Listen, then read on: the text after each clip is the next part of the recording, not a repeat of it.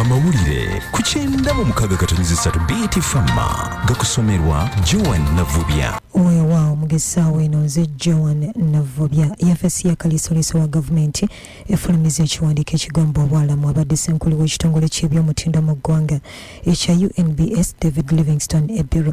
Ekiwandiiko kisiddwako omukono amyuka kalisoliso Anne Twenamugesha Muhayure.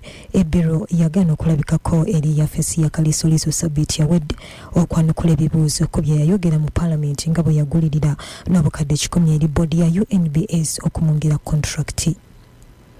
Bannakyewa abalwanyisa obulyake n'obukenuzi mu ggwanga baagala olukiiko olufuzi olw'ekitongole kya UNBS lwonna olwa National Standard Council lusindikibwa mu kuwummula banoonyerezebweko ku by'okulya nguzi okusinga okugoba ssenkulu w'ekitongole kino yekka eyategeeza nga bwe yagulirira abakungu ku lukiiko luno okumulemeza mu yafeesi. Ssenkulu w'omukago ogutaba ebibiina ebirwanyisa obulyake n'obukenuzi Maran Agaba ayogedde. Era kiyamba nti wabanga agenzi wabweru wa ofiisi tagenda gezaako okutaataaganya okunoonyereza ku musango ogwo. Era tugenda maaso ne tukubiriza ministry ya trade okulaba nti ne council yennyini wa board ebadde erina obuvunaanyizibwa ku idoono naye eddeko ebbali okunoonyereza kugende mu maaso kubanga nabo basigala mu ofiisi ate nga n'emivubyo bagibaddemu okunoonyereza kuyinza obutavaayo bulungi okutuukira ddala ku ntobo yaako. So tutukubira gavumenti omulanga ministry ya trade ne council yennyini naye gisabiddeko ku bbali okunoonyereza kusobole kugenda mu maaso. Oluvannyuma lwa minisita w'ebyobusuubuzi Francis Mwebeso okuwummuza David Livingstone Ebiro okuva mu yafeesi y'obwa ssenkulu bwa UNBS okumala emyezi 6 bw'anoonyerezebwako. UNBS efunye omukulembeze omuggya agenda okugira ng'akola mu yafeesi eno Daniel Makai Nangalama ono abadde amyuka ssenkulu w'ebyensimbi mu kitongole kino.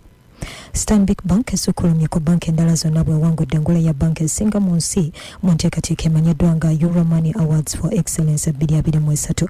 Bano balangiriddwa mu nteekateeka eyategekeddwa mu kibuga London ekya Bungereza mu nteekateeka omubadde obuwanguzi mu bisaawe 269.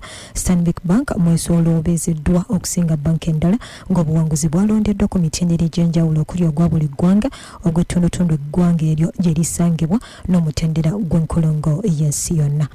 Minisita w'ensonga za Kalamoja Goreti Kitoto Kimono ne muganda we Michael Naboyo leero balabiseko mu maaso g'omulamuzi wa kkooti ozesa abalyake n'obukenuzi John Kajuga Okuwo.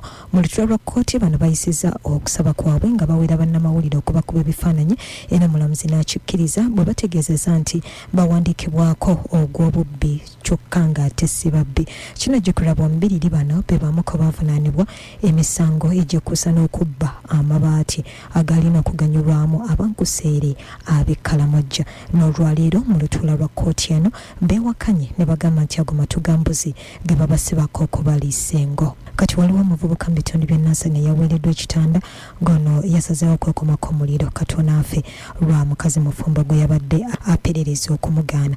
Okusinziira ku Local General Amyuka Asikamu wa poliisi ya Kampala n'emiriraano ono ye Faizo Kasiri ow'emyaka 26 omutuuze w'ensumbi zooni nga mukubi w'amataffaali yasazeewo yette bw'abanga omukazi Omufumbo aganya okumwagala era nga bwe twogerera ali mu ddwaliro ku bujjanjabi bwegabadde agessaawo eno akuume.